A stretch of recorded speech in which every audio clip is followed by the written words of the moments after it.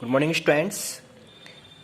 कल मैंने आपको चैप्टर 3 कंप्लीट करा दिया है, निर्देशांक ज्यामिति का, अंग्रेजी में कोऑर्डिनेट ज्योमेट्री। ये हमारा चैप्टर कंप्लीट हो चुका है। मैं कुछ दोबारा से इसको एक बार रिवाइज करा रहा हूँ और इसकी विविध प्रश्नावली मिसलेनियस एक्सरसाइज है, उसके कुछ सम्स भी आपको मैं इम्पोर्टेंट करा रहा हूँ। ठीक है, तो ये चैप्टर्स वेरी इंपॉर्टेंट है और इसका यूज़ आपको आगे चल के भी क्लासेस में होगा। तो इसको एक बार मैं दोबारा से बता देता हूँ। मैंने आपको इसमें क्या क्या चीज़ समझा दी है। सबसे पहले मैंने निर्देशांक ज्यामिति के लिए कोऑर्डिनेट प्लेन बताया था। अगर हमारे पास x है, इस x को हम क्या कहते हैं बच्चों, यहाँ पे भुज कहते हैं, और y जो होता है इसको हम कोटि कहते हैं। x को भुज कहते हैं और y को क्या कहते हैं, कोटि कहते हैं। तथा अगर हमसे कहता है x अक्ष का समीकरण, x अक्ष का समीकरण, अगर वो हमसे पूछता है x अक्ष का समीकरण, दैट इज हम क्या बताते हैं, आंसर y बराबर 0 हो जाता है। और अगर वो हमसे कहता है बच्चों y अक्ष का समीकरण, y अक्ष का, तो हम उसे यहाँ पे x बराबर 0 लिख देते हैं। ये आपका रिवाइज करा रहा हूँ बच्चों में दोबारा से एक बार। तो x अक्ष का समीकरण y 0 होता है, y अक्ष का समीकरण x बराबर 0 होता है। ठीक है, अब अगर हमारे पास वो 2 पॉइंट दे दे, सपोज कीजिए उसने 2 पॉइंट दे दिया हमारे पास 3 एंड -4, और वो आपसे कहता है कि x अक्ष से दूरी बताइए, x अक्ष से दूरी का समीकरण बताइए। तो मैंने आपको बताया था अगर वो x अक्ष कहता है दैट इज ये x होता है, ये y होता है। तो x अक्ष के लिए बोलेगा तो ये वाली वैल्यू जो हो जाएगी y बराबर हो जाएगी, y बराबर b। क्या हो जाता है x अक्ष की दूरी में, y बराबर b, और b आपका -4, यानी कि आंसर बन जाता है -4। और इसी क्वेश्चंस में आपसे वो कह देता है y अक्ष दूरी, क्या कह देता बच्चों, y अक्ष दूरी कह देता है। दैट इज आपका आंसर बन जाता है x बराबर a, यानी a क्या है यहाँ पे 3, तो x बराबर आंसर आ जाता है आपका कितना बच्चों, यहाँ पर 3। तो ये वाला आंसर और ये वाले, ये दोनों आपके आंसर बन जाते हैं। ये तो थे आपके बेसिक चीजें। ठीक है, अब इसके बाद मैंने आपको कार्तीय तल पढ़ाया था, एक बार और पढ़ा दे रहा हूं, इसको बड़े ध्यान से आप देखिए। ठीक है, ये मैंने एक आपको प्लेन पढ़ाया था, x एक्सिस और x डैश एक्सिस, ये y एक्सिस एंड ये y डैश, और ये जो जहाँ पे दोनों बिंदु आपको इंटरसेक्ट कर रहे हैं इसको हम मूल बिंदु यानी कि O कह देते हैं। यहाँ पर x भी और y भी दोनों वैल्यू 0 0 होती हैं, मूल बिंदु कहते हैं इसे, मूल बिंदु। मूल बिंदु क्या होते हैं बच्चों, हमेशा 0 और 0 होते हैं, ये मूल बिंदु कहलाते हैं। ठीक है, अब x एक्सिस और y एक्सिस आपके मैंने बताया था, ये जो नंबर्स होता है इसको हम फर्स्ट क्वाड्रेंट कहते हैं, प्रथम चतुर्थांश, इसे हम सेकंड चतुर्थांश कहते हैं, इसे हम थर्ड कहते हैं, और इसे हम फोर्थ क्वाड्रेंट यानी कि चतुर्थ चतुर्थांश कहते हैं। ठीक है, ये चीज हमने पढ़ी थी, प्रथम चतुर्थांश, प्रथम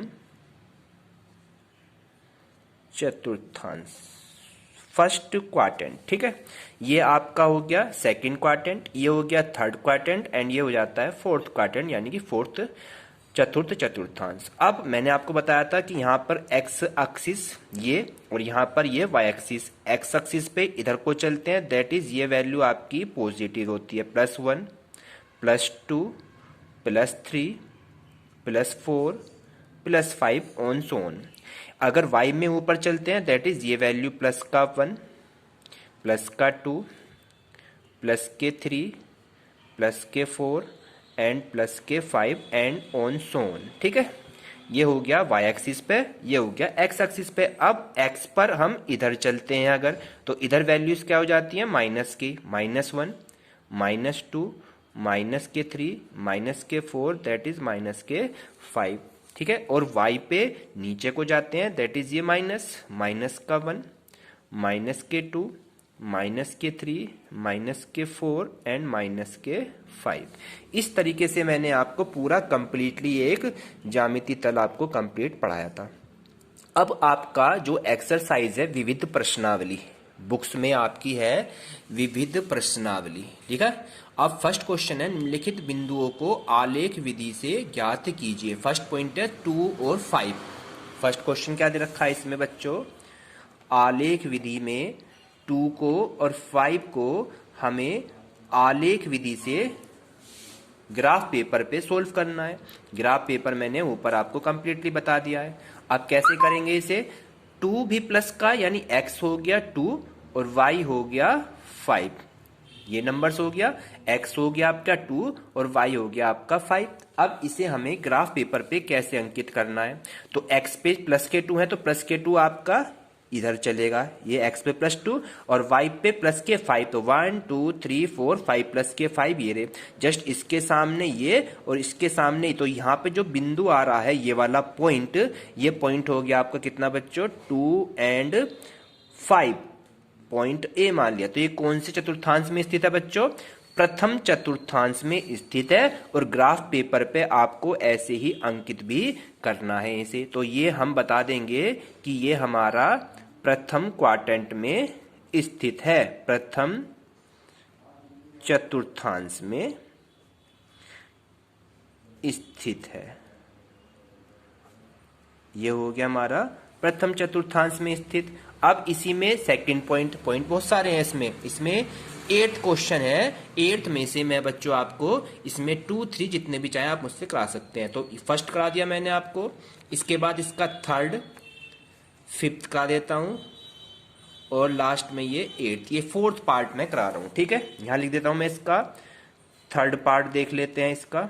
फर्स्ट का फर्स्ट हो गया, थर्ड है इसका -2 एंड 5, फिर इसका कौन सा पार्ट है 8th पार्ट, 5th पार्ट है, 5th में है -3 एंड -5 और लास्ट में है 8th वाला पार्ट। इसमें 8th पार्ट कह रहा है 3 एंड -5।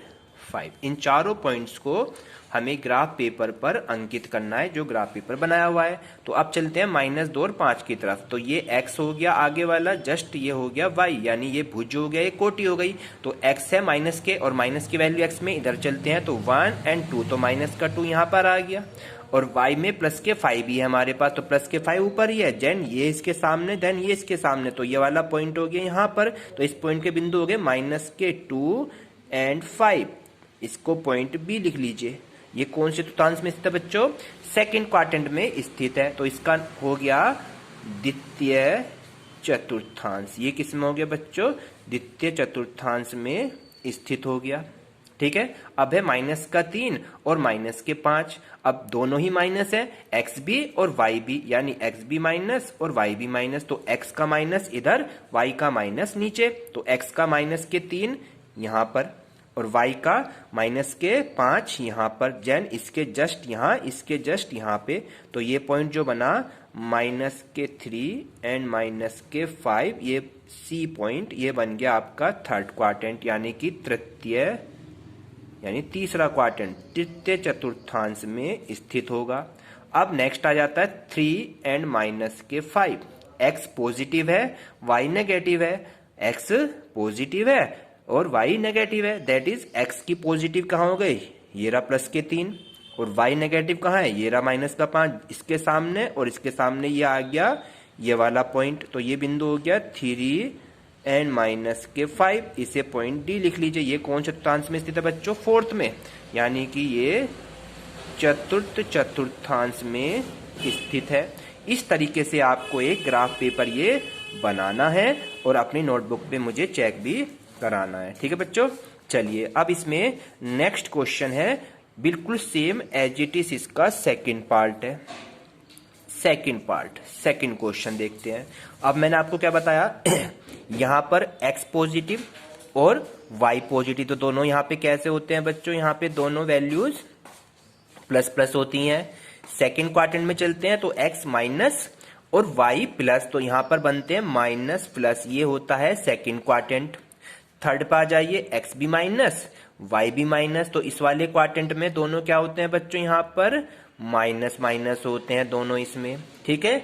एंड फोर्थ क्वाड्रेंट में एक्स पॉजिटिव वाई नेगेटिव, तो यहाँ पर होता है प्लस माइनस। ये पॉइंट्स आपको याद करने हैं, इनको चिन्ह को ध्यान रखेंगे साइन को, तो आपके आगे के क्वेश्चन कंप्लीट हो जाता है। सेकंड क्वेश्चन में कह रहा है बताइए निम्नलिखित बिंदु किस चतुर्थांश में स्थित है। तो पहला पॉइंट है इसका, सेकंड का फर्स्ट पॉइंट है 3-2 किस चतुर्थांश में स्थित है। तो अब हम देख के बता सकते हैं, देखो x तो है प्लस का और y है माइनस का, x प्लस और माइनस, और जब प्लस और माइनस अगर होते हैं साइन तो प्लस माइनस चेक कर लो कहां पर है, प्लस माइनस किस में आ रहे हैं आपके, प्लस और माइनस, यानी x है प्लस का y है माइनस का, तो कौन सा चतुर्थांश में स्थित है ये, फोर्थ वाले में। तो इसका जो आंसर आ जाएगा कौन सा आएगा बच्चों, यहाँ पे ये चतुर्थांश में, क्या लिख देंगे इसके आगे हम, चतुर्थांश में। इस तरह से हमें पॉइंट बताने हैं। एक पॉइंट और करा देता हूं आपको, क्वेश्चन है इसमें इसका फोर्थ वाला, इसी का फोर्थ है, पॉइंट दिए हुए हैं -2 और 1, कह रहा ये बताइए किस चतुर्थांश में स्थित होगा। तो फिर वही देख के, x है आपका माइनस का, y है आपका प्लस का, तो माइनस और प्लस किस में होते हैं, देखिए ये माइनस और प्लस, तो ये कौन सा क्वाड्रेंट है, सेकंड वाला, तो इस पे लिख देंगे ये द्वितीय चतुर्थांश में होगा। ठीक है बच्चों, इस तरह से हम आंसर को लिख लेते हैं। तो इसमें आपके 4 क्वेश्चन है, 2 मैंने पार्ट करा दिए हैं, बाकी 2 पार्ट आप अपने आप करेंगे। अब इसका नेक्स्ट पार्ट है आपका थर्ड क्वेश्चन। थर्ड क्वेश्चन भी मुझे आपको इसी में कराना होगा, क्योंकि आपके ये फिगर से ही रिलेटेड क्वेश्चन होते हैं। तो थर्ड क्वेश्चन का फर्स्ट पार्ट देख लेते हैं।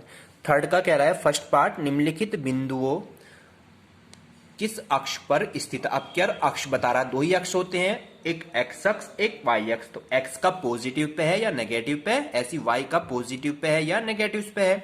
तो एक्स का बिंदु है 0 और 5। फर्स्ट क्वेश्चन है 0 और 5। अब x तो है 0 एंड y है 5, तो x तो 0 यहीं पर रहता है, दोनों बिंदु 0 0 इसी बिंदु पर होते हैं, तो x तो 0 हो गया एंड y कितना है प्लस का 5, तो प्लस के 5 ऊपर को, यानी ये कौन सा एक्सिस है, ये है y एक्सिस। कौन सा एक्सिस है बच्चों, ये y एक्सिस। तो धनात्मक y अक्ष पर, धनात्मक y अक्ष पर, ये आपका आंसर हो जाता है इसका। अब इसके बाद नेक्स्ट देख लेते हैं, ये रहा माइनस वाला, इसका फोर्थ पार्ट देख लेते हैं। माइनस के 4 एंड 0, इसे बताना इसका अक्ष कौन सा होगा।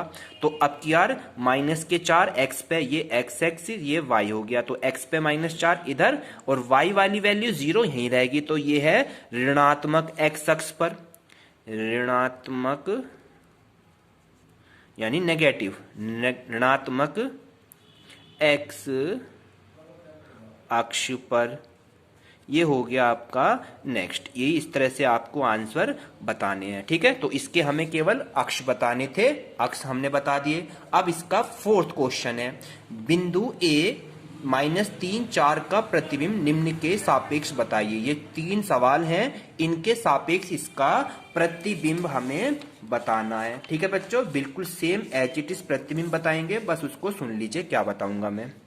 फोर्थ क्वेश्चन थोड़ा इंपॉर्टेंट है। एक बिंदु है A, इसके -3 और 4, इसका क्या बताना है हमें अब की बार, प्रतिबिंब, प्रतिबिंब ज्ञात करो, ठीक है। तो पहला क्वेश्चन है, इसमें कह रहा है प्रतिबिंब बताइए किस पर, x अक्ष के सापेक्ष। किसके सापेक्ष बताना है, x अक्ष के सापेक्ष। x अक्ष के सापेक्ष से क्या बताना है बच्चों, प्रतिबिंब बताना है। अब ध्यान रखना आपको कि अगर x अक्ष के सापेक्ष को प्रतिबिंब कहता है, किसके सापेक्ष कहता है, x अक्ष के, तो किसी बिंदु का x के सापेक्ष प्रतिबिंब जो होता है उसकी कोटि के चिन्ह बदल दो। x अक्ष के सापेक्ष क्या होता है, कोटि के चिन्ह बदलने पर केवल कोटि के चिन्ह, कोटि मतलब y के, कोटि के चिन्ह बदलने पर, तो ये x होता है, ये y, यानी y, x को मैंने बताया था भुज कहते हैं और y को कोटि कहते हैं। तो क्या लिखा मैंने, x के सापेक्ष निकालने, कोटि के चिन्ह बदल दो। तो कोटि कितनी है इसमें, 4, तो 4 को क्या हो जाएगा यहाँ पे, -4, तो बिंदु हो जाएंगे -3 और -4, यानी x तो आपका एज इट इज रखना है, बस y इसमें प्लस का माइनस और माइनस का प्लस, ये आपका हो गया x अक्ष के सापेक्ष। अब इसी में सेकंड पॉइंट बोल रहा है, सेकंड पॉइंट क्या कहता है आपका, सेकंड कह रहा है y अक्ष के सापेक्ष, किसके सापेक्ष, अब की बार y अक्ष के सापेक्ष हमें इसका प्रतिबिंब निकालना है। तो y अक्ष के सापेक्ष में क्या होगा बच्चों, अब की बार भुज के चिन्ह बदल देंगे, किसके चिन्ह बदल देंगे, भुज के चिन्ह बदलने पर, भुज के चिन्ह बदलने पर, तो भुज के चिन्ह यानी कि भुज है -3, तो -3 हो जाएगा +3 और +4 एज इट इज। तो अब की बार दोनों प्लस के बन गए। थर्ड कह रहा है आपको मूल बिंदु के सापेक्ष, किसके सापेक्ष कह रहा है,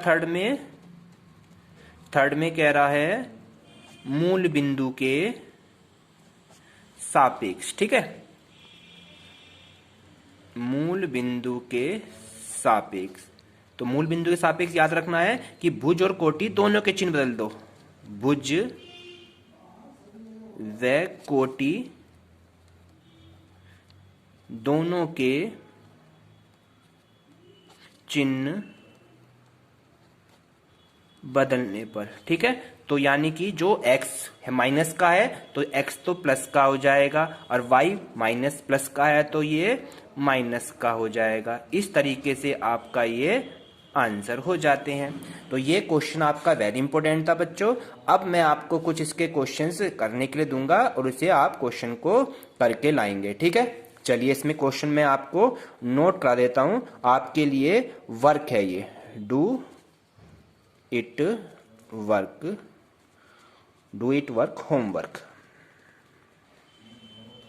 आप ये अपने घर से क्वेश्चन लाएंगे, मैं आपको इसे पिक को सेंड कर दूंगा, आप उसको क्वेश्चन को सब अपने घर से कंप्लीट करके मुझे दिखाएंगे। Thank you.